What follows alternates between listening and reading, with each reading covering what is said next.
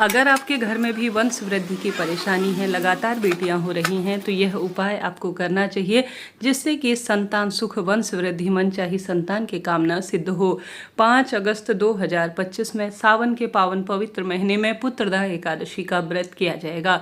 श्रावण महीने के शुक्ल पक्ष का श्रेष्ठ समय है और अद्भुत संयोग इस दिन हो रहे हैं। इस दिन आप सभी को यह व्रत उपवास करना है। भाग्य की रेखाएं प्रबल होंगी, दुख दारिद्रता का अंत होगा। कैसे करना है ध्यान से सुने, अंत तक बने रहें। इस उपाय को दादा दादी भी कर सकते हैं, अपने घर में बच्चों की किलकारियों के लिए माता पिता स्वयं कर सकते हैं। कुल मिलाकर आपको अपने लिए, परिवार में जो वंश वृद्धि की कामना है उसके लिए यह करना है। नारियल माँ लक्ष्मी का स्वरूप माना जाता है, माँ पार्वती का एक स्वरूप माना जाता है, श्री नारायण का साक्षात स्वरूप माना जाता है। तो नारियल का ही उपाय आपको इस पुत्रदा एकादशी की शुभ तिथि में करना है। कैसे, कब, किस स्वरूप में, पूरा वीडियो विश्वास से ध्यान से सुनेंगे तो ही होगा। धर्म के साथ हम कर्म करेंगे, कर्म के साथ साथ धर्म को साथ लेकर चलेंगे तो भाग्य की रेखाएं निश्चित रूप से प्रबल होंगी। श्रावण माह के शुक्ल पक्ष की एकादशी तिथि शुरू होगी 4 अगस्त 2025 प्रातःकाल 11:41।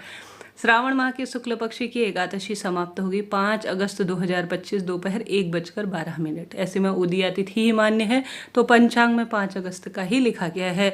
तो आप सभी को व्रत खोलना होगा 6 अगस्त को। 6 अगस्त प्रातःकाल 5:45 से 8:26 पर व्रत को खोल लेना चाहिए। यह बात हो गई। पूजा शुभ मुहूर्त की जानकारी मैंने स्क्रीन पर दी है।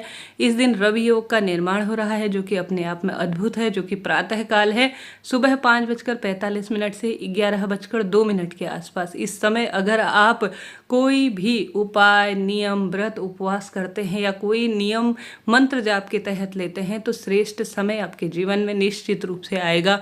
इसी समय जो है पूजा ब्रह्म मुहूर्त का भी सुंदर समय है, स्क्रीन पर मैंने दिखाया हुआ है ताकि कोई भी दिक्कत आपको ना हो।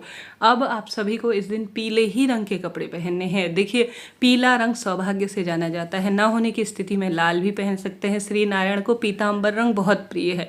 घर के मंदिर में लड्डू गोपाल है या श्री नारायण है तो उनको भी पीताम्बर के रंग के कपड़े ही आप धारण कराएं। इससे पहले आप उपाय सुने। आप जानते होंगे अब भाद्रपद महीना भी लगने वाला है और यह महीना भगवान श्री कृष्ण को समर्पित है। इस महीने जो जन्माष्टमी है वह आती है। ऐसे में आपके घर पर अगर लड्डू गोपाल नहीं है, आपकी बहू के पास नहीं है, आपके पास नहीं है, कहीं बाहर रहते हैं तो उनसे कहिए कि सावन महीने के पुत्रदा एकादशी के दिन अपने घर पर बाल गोपाल, लड्डू गोपाल को लेकर आइए। उनकी निरंतर पूजा, सेवा, आराधना करने से, उनकी सेवा करने से कोई भी दोष कुंडली में चल रहा हो तो वह खत्म होता है। तो भादव शुरू होने से पहले सावन की पुत्रदा एकादशी पर आप अपने बहू बेटी को सुंदर रूप में बाल गोपाल की छवि, मूर्ति, प्रतिमा, आप जिस स्वरूप में उन्हें पूजेंगे उस स्वरूप में आपसे वह पूजा स्वीकार कर लेंगे। तो लेकर आइए इस शुभ मौके पर घर पर उनसे जुड़ी हुई वस्तु जैसे मोर पंख आप वह ला सकते हैं। साथ ही इस दिन आप सभी विशेष जो हमारे घर पर मोरपंख के साथ साथ बांसुरी, चांदी इत्यादि की वह भी लाकर रख सकते हैं। यह भी शुभ और श्रेष्ठ माना जाता है। अपनी बहन, बेटी को, बहू को जिनके संतान की दिक्कत हो रही है उन्हें आप उपहार स्वरूप देते हैं तो ये इससे अच्छा शुभ दिन नहीं होगा जब अपने घर पर लाकर रखेंगे। इसके साथ ही आप सभी इस दिन संतान गोपाल मंत्र की पुस्तक भी उन्हें लाकर दे सकते हैं। श्रीमद् भगवद गीता, श्री नारायण का कोई भी स्वरूप अंकित आपके घर पर नहीं है तो कुल मिलाकर आप उनके बेडरूम में एक फोटो प्रतिमा भी जो है बाल गोपाल के छवि की जरूर इस दिन लगा दीजिए। बहुत शुभ माना जाता है। जैसा आप सोचते हैं, जैसा आप करते हैं, जैसा आप मन में अनुभूति देते हैं, अपने बच्चों को जो देते हैं, ब्रह्मांड भी जैसा आप सोचते हैं, जैसा बोलते हैं, जैसा करते हैं वही आपको प्राप्त करवाता है। जैसा हम ब्रह्मांड में अपनी ऊर्जाएं बिखेरते हैं वही हमारी तरफ आती है, ऐसा शास्त्रों में वर्णित है। तो अच्छा सोचिए, अच्छा करिए, निश्चित रूप से आपके जीवन में वही वापस आएगा। इस दिन आप सभी को उपाय के रूप में एक नारियल लेकर आना है बाजार से। सूखा नारियल जिसमें जो है जो हम रक्षाबंधन में भी काम में लेते हैं जटा वाला, वही नारियल आपको लेकर आना है। और अपने घर पर श्री नारायण की सबसे पहले आपको शंख में कच्चा दूध गौ माता का भरकर उसमें तुलसी वस्त्र रखकर ओम नमो भगवते वासुदेवाय महामंत्र का जाप कर कर लड्डू गोपाल को स्नान कराना है दूध से, कच्चे दूध से, और इसे प्रसाद स्वरूप आपको ग्रहण भी जरूर करना है। इसके साथ साथ साथ तुलसी माता में सिर्फ दीपक लगाइएगा, परिक्रमा कीजिएगा और साथ के साथ तुलसी में जल नहीं चढ़ाएं और एक दिन पहले ही तुलसी पत्र तोड़कर रख लीजिए। इस बात का भी आप ध्यान रखें। घर के दरवाजे पर दीपदान सुबह शाम जरूर करिएगा। अपने घर के मंदिर में इस दिन महादेव की विशेष पूजा अर्चना आपको करनी है। आपको बेलपत्र लेना है। बेलपत्र में संतानेश्वर महादेव, संतानेश्वर महादेव, संतान देने वाले महादेव या हर हर महादेव या बाल गोपाल या जो है ओम नमो भगवते वासुदेवाय या राधे राधे लिखते हुए जो आपकी इच्छा है या अपनी कामना कहते हुए आप ओम नमः शिवाय भी लिख सकते हैं। बेलपत्र में चंदन से लिखकर आप किसी भी चीज़ से लिख सकते हैं चंदन से, जैसे कोई माचिस की तीली है, बेलपत्र की डंडी है, कुल मिलाकर जो भी आप मंत्र लिखेंगे मन ही मन अपनी कामना जरूर बोलते हुए शिवलिंग पर जितनी आपकी इच्छा है उतनी बेलपत्र आप चढ़ा सकते हैं। ऐसा बहुत सुंदर और श्रेष्ठ माना जाता है। शिवलिंग के आसपास इस दिन भगवान की जो है प्रार्थना, आप पूजा सिर्फ संतान कामना के तहत ही कीजिएगा कि महादेव मेरे घर में आप सब कुछ देते हैं, मेरे जीवन में धन संपदा नौकरी विवाह सब कामना आपने सिद्ध की है, हे माँ गौरी बस एक संतान की कामना है, उसी के तहत आपका विशेष पूजन अर्चन कर रही हूँ। ऐसी प्रार्थना करते हुए कच्चा दूध दही जो भी आपके पास है सब शिवलिंग पर संतान की कामना कहते हुए ही समर्पित करते हैं तो निश्चित रूप से आपकी कामना सिद्ध होती है। इस दिन पीपल पेड़ की जड़ में कच्चा दूध और जल जरूर चढ़ाएं और दीपक यहाँ पर लंबी बत्ती और गोल बत्ती का जरूर लगाएं। इससे भी संतान कामना निश्चित रूप से सिद्ध होती है। घर के मंदिर में शिव और जो है नारायण की एक साथ पूजा करें, दीप दान करें, संतान गोपाल मंत्र का जाप कर सकते हैं।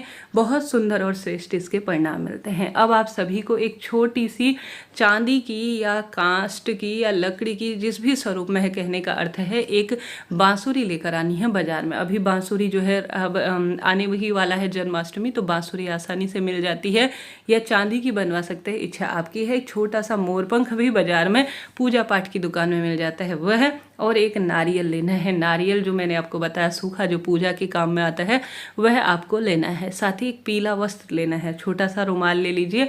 आपके घर में जो भी बहू बेटी हैं जिनके लिए, जैसे बेटी के लिए कर रहे हैं तो उनका नाम गोत्र बोले, और जो है अपनी बहू के लिए बोल रहे हैं तो बहू बेटे का नाम गोत्र बोले। आप स्वयं के लिए कर रहे हैं तो नाम गोत्र बोलिएगा।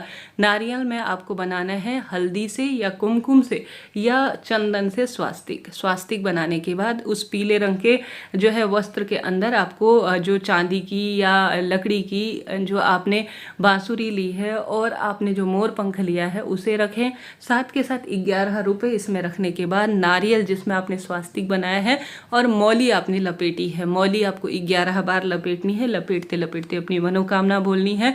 इस पीले रंग के वस्त्र में लपेट कर सदस्यों का घर पर है तो उनका स्पर्श करें, उनका नाम गोत्र बोलकर किसी श्री नारायण के मंदिर में आप छोड़कर आ जाते हैं तो यह सबसे बड़ा दिन है साल का, जो कि अपने आप में वंश वृद्धि में सहायक है। आपको यह कार्य जरूर करना है। नारियल, बांसुरी, मोर पंख, दक्षिणा, पीला वस्त्र श्री नारायण से संबंध रखता है और भाग्य की रेखाओं को प्रबल करता है। करके देखिएगा, लाभ मिलेगा। अगर आप कुंडली दिखवाना चाहते हैं संतान प्राप्ति के तहत तो ऊपर जो है नंबर मैंने दिया हुआ है, दक्षिणा देकर आप पंडित जी से अपनी कुंडली में संतान पुत्र प्राप्ति योग के लिए विशेष उपाय पूछ सकते हैं, दिखवा सकते हैं योग है या नहीं, और मासिक धर्म के अनुसार शुभ तिथि भी निकलवा सकते हैं। देश विदेश से सब्सक्राइबर जुड़े हैं जो कि कई समय से लाभ प्राप्त करते हैं, आप उस नंबर पर बात कर सकते हैं। इसके अलावा एक नारियल अगर संभव हो तो नाम गोत्र बोलकर एक जो हमारे पास नारियल होता है उसमें जो है लाल वस्त्र, यहाँ पर गुरुजी लाल वस्त्र की बात करते हैं, उस जो है नारियल में घर में घूमते घूमते एक कच्चा सूत लपेटकर जिसके संतान की कामना है वंश वृद्धि के तहत शिव मंदिर में शिवलिंग पर स्पर्श कराकर, माता जो गौरा है उन्हें स्पर्श कराकर आप शिव मंदिर में छोड़ कर आ जाते हैं। जिसके संतान की दिक्कत है तो भी संतान की परेशानी दूर होती है और वंश वृद्धि पुत्रदा एकादशी के दिन निश्चित रूप से होती है। इस उपाय को आप कर सकते हैं, लाभ आपको मिलेगा। कई उपाय हैं इस दिन किए जा सकते हैं। किसी कारण से व्रत उपवास करते हैं तो बहुत बढ़िया है। व्रत उपवास नहीं भी करते हैं तो कोई दिक्कत नहीं, आप बिना व्रत उपवास के भी इस व्रत को कर सकते हैं। संभव हो तो व्रत उपवास जरूर कीजिएगा, लाभ होता है। साथ के साथ इस दिन मिट्टी के शिवलिंग बनाकर पूजन कर संकल्प के तहत नियम लेने से भी संतान की कामना सिद्ध होती है। दाहिने हाथ में आप तिल पुष्प का जो है संकल्प लीजिए और कहिए कि हे महादेव, मेरी आज शुभ दिन में आप संतान की कामना से आपका व्रत किया है, उपवास किया है, कथा की है, पूजा की है, मंत्र जाप किया है, इस कामना को सिद्ध करें। ऐसी प्रार्थना करते हुए संकल्प भगवान के श्री चरणों में छोड़कर विधि विधान से पूजा, मंत्र जाप इत्यादि जो आपसे हो पाता है वह करने का प्रयत्न करें। लाभ आपको मिलेगा, निश्चित रूप से आपकी कामना सिद्ध होगी। मैं भी आज के शुभ दिन में प्रार्थना करती हूँ कि आपकी कामना सब सिद्ध हो। ना जाने किस स्वरूप में जिह्वा पर सरस्वती बैठी हो, कहा नहीं जा सकता। आपको भी ऐसी अवस्था में हर हर महादेव, श्री नारायण की जय कमेंट्स में लिखना चाहिए। इसका अद्भुत लाभ है। हर हर महादेव।